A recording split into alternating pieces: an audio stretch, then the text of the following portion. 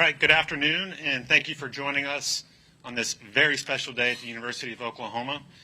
With us for today's press conference are immediately to my left, University of Oklahoma President Joseph Harris, Jr., Chair and Special Advisor to the OU President and Director of Athletics, Randall Stevenson, and new Vice President for Intercollegiate Athletics Programs and Director of Athletics, Roger Denny. Roger, welcome. Thank you. I have a list of media members who indicated they would like to ask a question. We will get to as many of those as possible. When I call on you, please wait for one of our wireless microphones to get to you. And please identify your name and your outlet before asking your question. Before we get started with the Q&A, I'm going to turn it over to our three participants for some very brief remarks. President Harris, would you like to get us started? Yeah, thank you. It's an exciting day. The last time we were doing this, a few of us were present, and it was April of '98, and so here we are. And as we looked at this opportunity, the thought was making sure we took a step that was worthy of the past and met the moment, and that really is the special challenge is there. Hiring an athletic director at the University of Oklahoma is this sacred position. We know how much athletics means to the state. We know where our brand is in the country. We know what it means to the university as a whole. We talk a lot about where does it fit in our strategic plan, and athletics is at the heart of it. We look at the 5 components of how we change lives, and athletics is seen throughout it. It connects us. It connects our students to the enterprise. It makes all of us feel a sense of purpose, belonging, possibility. So when you go in and you start this search, you've got to make sure that you honor what this is because it fundamentally matters. We went into this, and the first step was bring in Randall Stevenson. For those of y'all who have been around, Randall Stevenson has been helping us for the last 15 months in a way that is extraordinary. Former CEO of AT&T, deep experience in lots of areas, understands change, lead director of Walmart. He came in at the grand cost of $0, except for donations he has to give us. Because we ask for them. Over the last 15 months, what he's done has been critical. And I think as we approach this athletic director search, the question was, can we be truly innovative to meet this moment in college athletics, understanding what the disruption is? And Joe C. and I and all of us realized when we brought him in, he can help make that change. You've seen the innovation in areas as familiar now as having the first professional-style independent general manager in college football. So we went into this and we said, what is it, not what historically has an athletic director been, but what do we need right now in this moment? And it is vastly different than what was needed just 3 or 4 years ago. For those that cover sports, they understand that college sports was fundamentally transformed with the 9-0 Supreme Court decision in Alston versus NCAA. Those following history know OU's always been at the vanguard of this, dating back to 1984 in the NCAA versus Oklahoma case. So the key is, how do you make sure you have the skill sets not just to compete in this new era, not just to maintain our historic competitiveness, but can we use this moment to increase dominance, build dynasties, and help shape at the national level what a sustainable model for college athletics can be? And how do you do that? You start by a very loud microphone. You start by stripping away the veneer of the past. And you ask, what are those skills we need right now for an athletic director? And the skill set wouldn't have looked anything like what you'd have said 4 years ago. And a lot of you all know we began looking in different buckets, right? Sort of out-of-the-box thinking. And it was media executives, folks that are in sports, professional sports, sort of looking across the range. And when the resume came to us that said Roger Denny, the question was, wait a second, this is a deputy AD at Illinois, at a Big Ten school. This doesn't look like it's out of the box. But when Jake Rosenberg and Randall Stevenson brought it to us, you began then to look at those qualifications and requirements that we laid out and matched it against the skills he has. And what you found is he spent 15 years becoming the youngest partner at a national law firm where he was doing sports law, handling representation and athletics at the professional and collegiate level. Before going into Illinois, he had been doing things from that law firm that involved searches for their head football coach, leading searches for their head basketball coach. They've gone on a historic run in both those areas. So the question is, what are those skills that you need? His background's fascinating. A lawyer, tax lawyer, and he can tell you about his path. But the skills that he brings are fascinating. In those 15 years in college, in the legal business, he handled intellectual property rights and licensing, media rights and contracts, NIL-related structures, labor law and collective bargaining, capital markets, including private equity transactions. All of these are familiar to anyone looking at the landscape of college athletics right now. Anybody who had been in this 4 years ago would have never uttered a lot of those words. And then you combine that with the last 4.5 years, and this is what truly impressed me, at Illinois and what he's done. Those two coaches he brought in, historic run in football right now. He has been the sports administrator for football at Illinois. The college basketball coach he brought in has won 3 of the last 5 Big Ten championships. And so when we talk about, and Randall uses the word, a prototype for the modern athletic director, as you look not at his initial qualifications but deeply into the skills that he has and the work that he's done, we believe that Roger is the absolute right person at this right moment in college sports for the University of Oklahoma. We're thrilled he's here, and we can't wait to get started. I'll pass it to Randall. Very good. I'll just talk real briefly about the how we ended up with Roger, because I think it's very descriptive as to the why we ended up selecting Roger.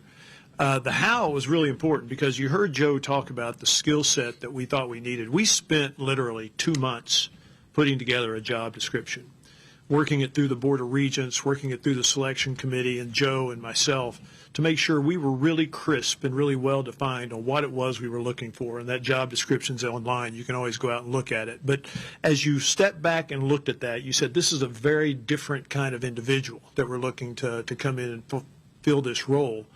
And so therefore we said we probably need to take a very different approach on how we go about finding this individual. We did go pick a non-traditional search firm to help do this, Jake Rosenberg and TAG. They were pretty new at this, but Jake had a lot of different kind of contacts in the world of professional sports. I had a lot of contacts in the world of media and entertainment and business, and I felt like between the two of us, we put together a very impressive candidate list that we brought before the board, and we ended up landing on this one for all the reasons Joe said. I'm not going to go back through that. But when you just go down through that job description, he filled those job description criteria better than anybody we saw. And what I really liked about it is he had a lot of really great technical background, but more than anything, he had some incredible operating chops. I mean, this guy just flat knows how to operate, and he knows how to build a plan. He knows how to put a plan in front of an organization and how to drive execution through an organization. And so I'm really excited about getting him into this role and me getting a little further out, and looking forward to working with him. So, Roger? Yeah, thank you, guys. Joe got the who, Randall got the how, the why. You'll hear a lot from me. Spent 15 years training for this job without knowing I was training for it. Loved the practice of law, loved my partners, loved what I was doing, but as you may have heard me saying there, just never felt the fulfillment and satisfaction, no matter how many boxes I checked or what I accomplished. Just always knew college sports was where I wanted to be. And so took a jump 4.5 years ago, and credit to Josh Whitman for giving me the opportunity to do that, and immediately found the purpose that I was looking for in my life. Over the last 4.5 years, I've been able to act with a purpose, and I think that's when you talk about your ability to drive execution, you can't do that unless you're absolutely committed to what you're doing and why you're doing that. And so I think that's the differentiator here. Been asked a few times, why Oklahoma? To me, that's the easiest question I'll get all day. It's Oklahoma. I mentioned up there, there's only one of these, and the more I'm around the people, the more you realize just how unique this place is. You talk a lot and you hear a lot in our business about alignment. That's in every one of these press conferences. That's a word you're going to hear. I would tell you it's not alignment here. It is all-out commitment. It's everyone I've spoken to at this university, around this campus, in this community, more recently in our athletics department, getting to know some of the staff members. They are absolutely committed to this program and the success of this program. And when you hear a university president use the word dynasty, that's when you really get excited, and that's what we're here for. Okay, thank you, guys. Let's go ahead and get started with questions. We're going to begin here in front with Jenny Carlson, and then Davis Cordova will be next. Hey, Roger. Jenny Carlson with the Oklahoman. You just hit on this a bit, but when you talked to your boys during the event earlier, you talked about taking risks. You talked about self-doubt. I mean, this is obviously a big job, and the two sitting next to you outlined just the why of that. So why is this risk the right moment for you, and then sort of the how of things? How do you plan to start to address doing this job at a time that there is so much disruption and probably will be within the department as well? Yeah, Jenny, nice to meet you. We'll look forward to working with you. The real risk was walking away from the practice of law. You know, I did that 4.5 years ago, and doing that and living in that self-doubt, you know, I walked out in July. We had our first football game that year, Labor Day weekend, and that period of time, that 2 months, call it, lived in a lot of self-doubt. I upended my family's life. We had achieved a lot of success. We were, by any measurement, living a good life, and my wife, God bless her, let me chase this thing. And when you upend not just your life but other people's lives, that's a real risk.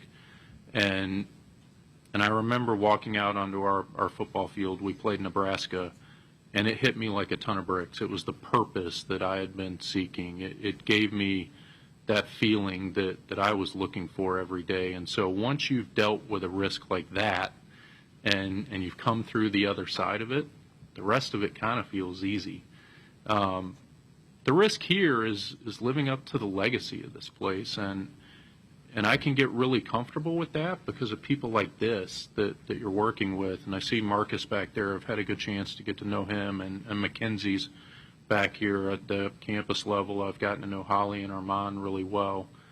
The risk isn't all that great when you see the team that you've got around you and know that you're going to have that group to help pull you forward through this thing. So there's some risk, but nothing like what I felt almost 5 years ago. So feel pretty good about it right now.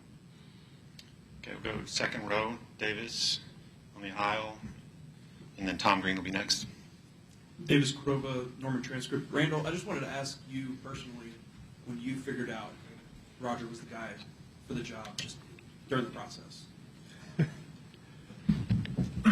So Jake Rosenberg sent me the bio, the resume on Roger, and I don't want to exaggerate this, but I looked and I saw Deputy AD Illinois. I said, thanks, Jake. So what else we got? And Jake kept saying, no, give this a look. And so I ended up spending some time just going through the bio and talked to Jake about some conversations he had. And after going through the bio and his background, I said, man, this checks a lot of boxes. It's not what you tend to see when you look at a deputy AD's resume, the kind of background that he has.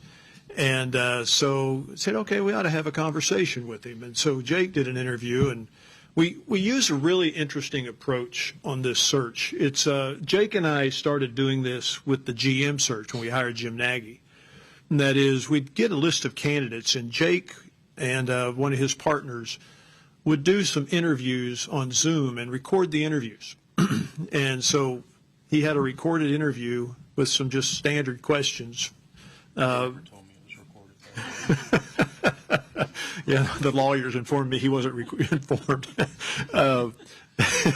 That's probably a problem. I was going to say, it's fine in Oklahoma. Jenny understands that. Yeah. So I watched this unauthorized recording, and I thought, wow, man, this guy's got some depth. And so I said we wanted to meet with him. And so we had a group of candidates, 6 candidates that we brought into Dallas, and Joe came and sat through a handful of them that we thought were really were really top notch. And so he sat through this interview with Roger. It was 3 hours of interview. And Roger is one of these people, you're all going to find this same situation to be true.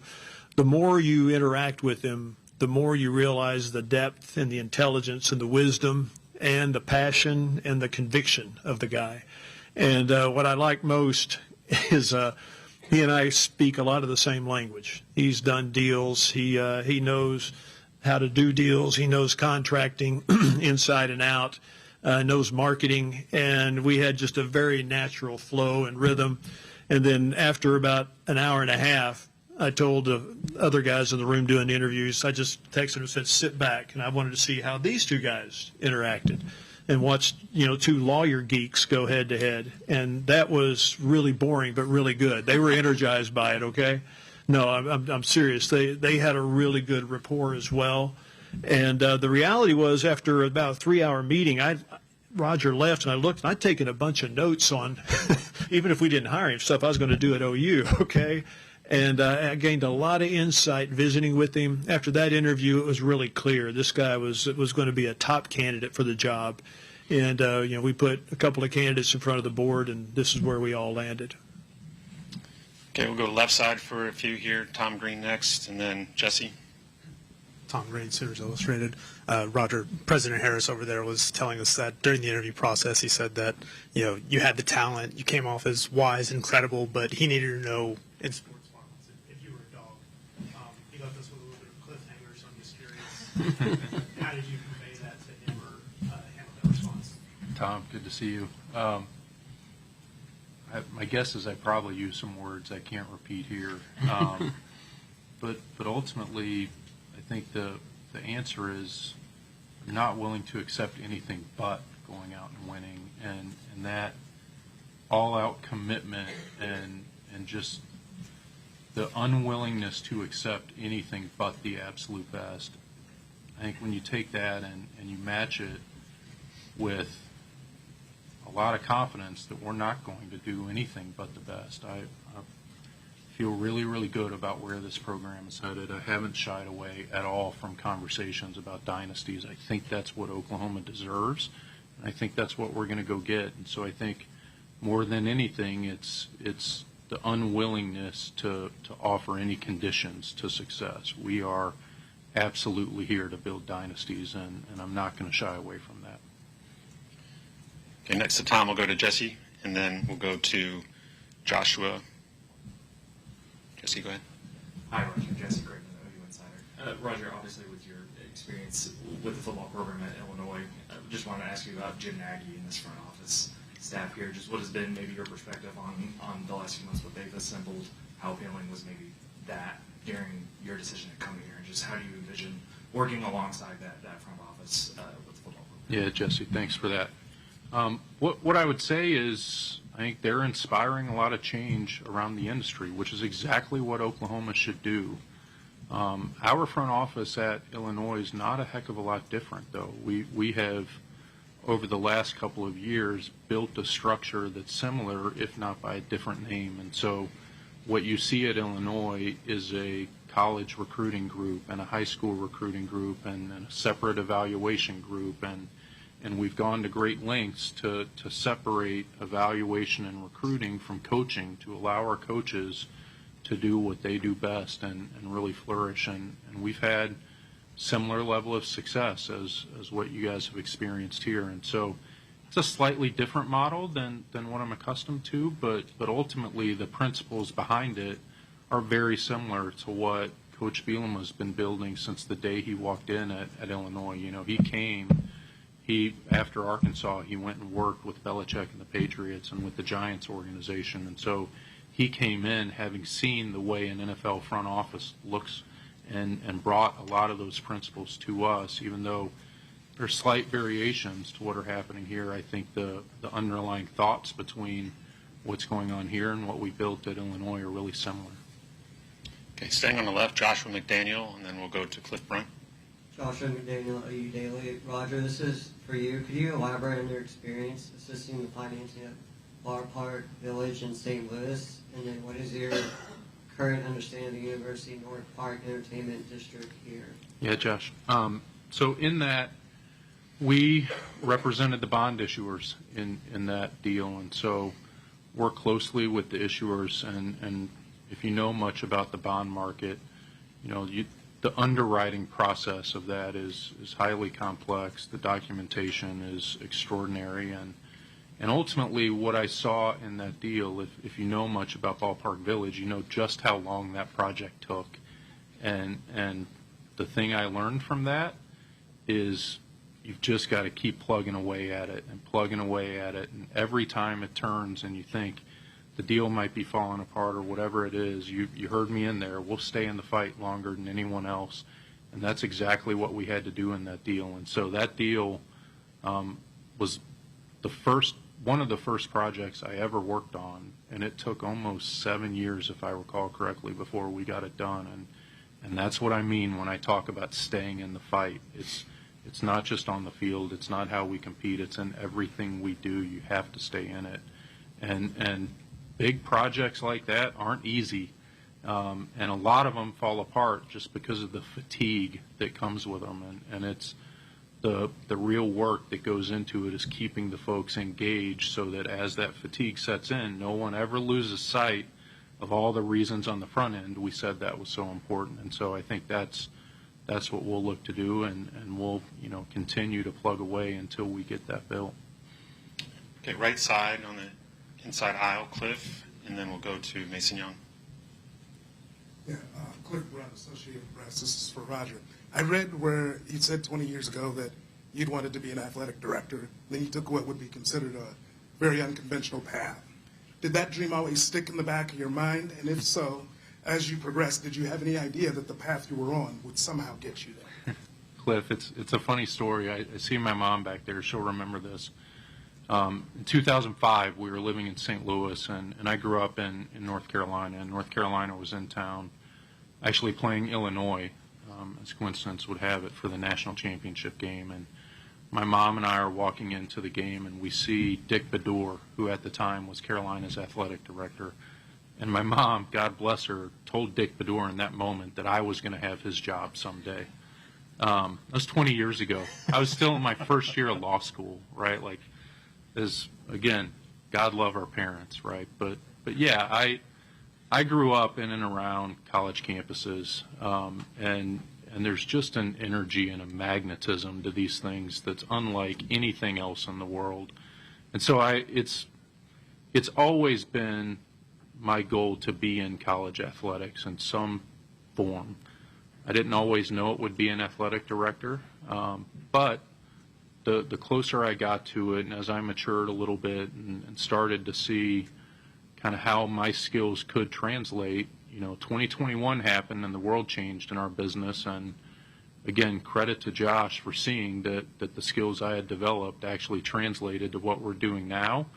And it took him some convincing to convince me that was the answer. And when he did, you just knew instantly that, once you've checked those boxes on actually doing the work, where this comes into play and what I'm most excited about is you get into leadership, right? And you get to test yourself as a leader.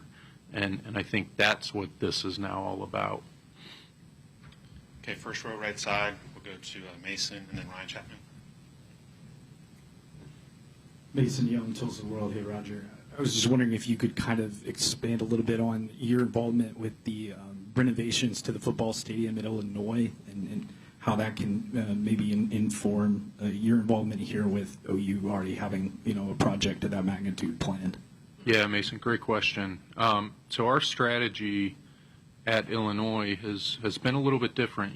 For years at Illinois, we waited until that moment where we could come out and do a $200 million project or whatever it may be. And what often happens is when you're waiting for that project, it's hard to invest on an incremental and annual basis. And I think the change, really a change in mindset that we started in 2021, right after I first got there, was we have to improve this stadium every single year. We can't wait for that big project to come about. We have to find new spaces and new ways to up the ante on our fan experience in our stadium.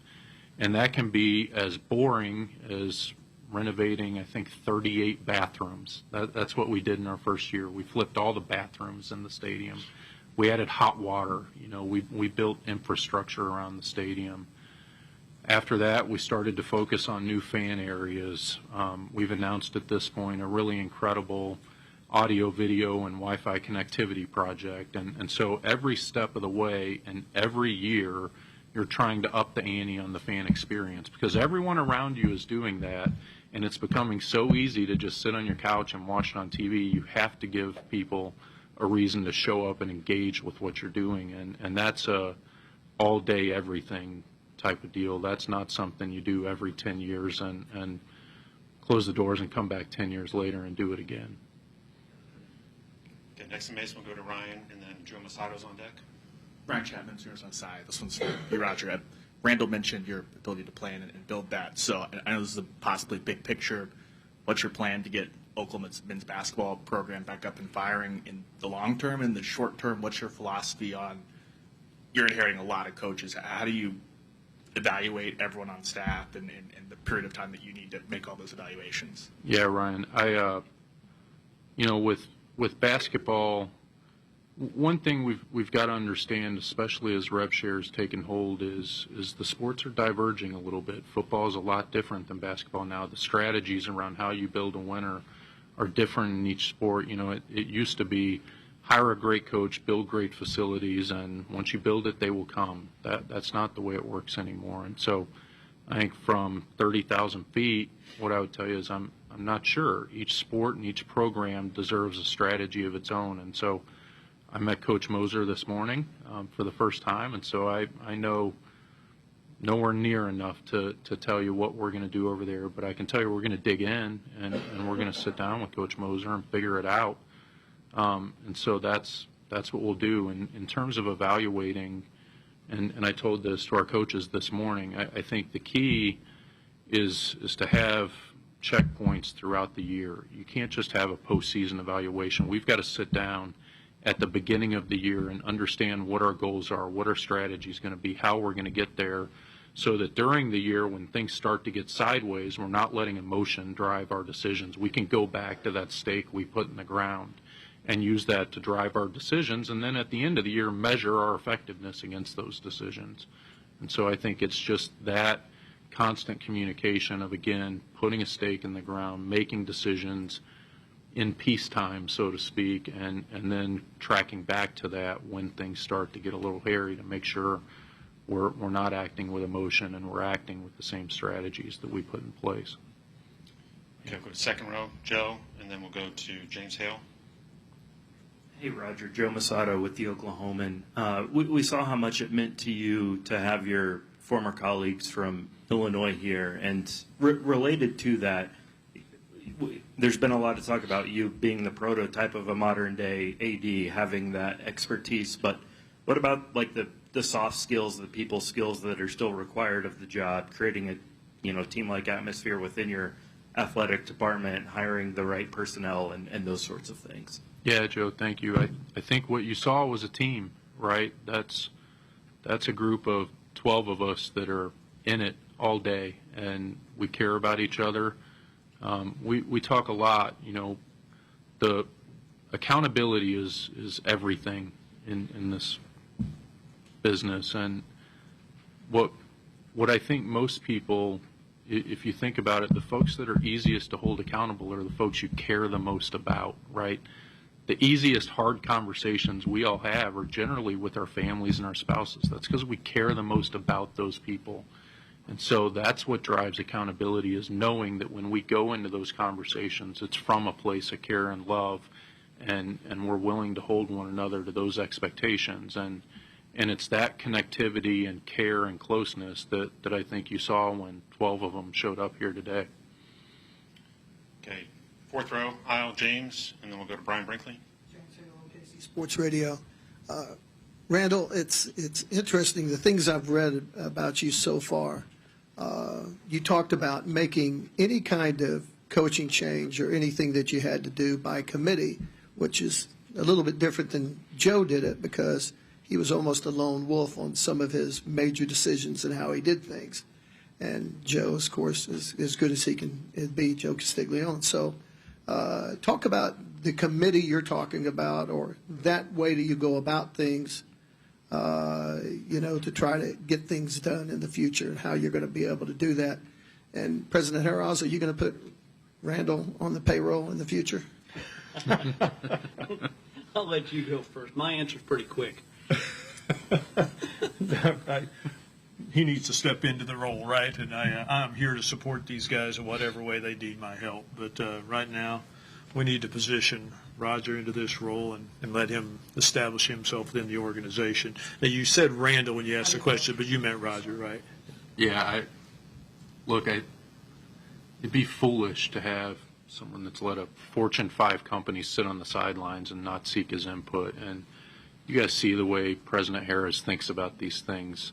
To approach decisions, especially major decisions, with such hubris that I wouldn't benefit from the input of guys like this, that's not how we're going to operate. I think when you got good people that think and act like these guys do, you have to rely on them to help get you through the hard decisions. Yeah, and just to be clear, just to amplify that, the way our organization works, when I knew it was Roger, sort of two moments. I talked about one of those, which unfortunately has become the dog reference, which is my own fault. The other one was we were sitting there, and I knew he was smart, and I asked him to do what I ask of every executive that I work with, every leader, which is I need to see on 2 pages or less what is your strategy, what would your goals be, and how do you achieve them, and how do you measure those outcomes? If something's not measurable, and it's easier in athletics in some areas, you're not really managing. And for me, you have to have roles, responsibilities, authority, and accountability. And so, yes, this idea of getting input is critical, but there's, what he brings to me, I understand that when you bring in a professional, like Roger, I'm going to listen, I'll question, I'll receive a recommendation, but you got to know who your professionals are and how to trust them. And so when you look at university-wide, the reason we've had the run we've had over the last 5 to 6 years is because you find top talent, you put them in place, you give them the authority and the accountability together.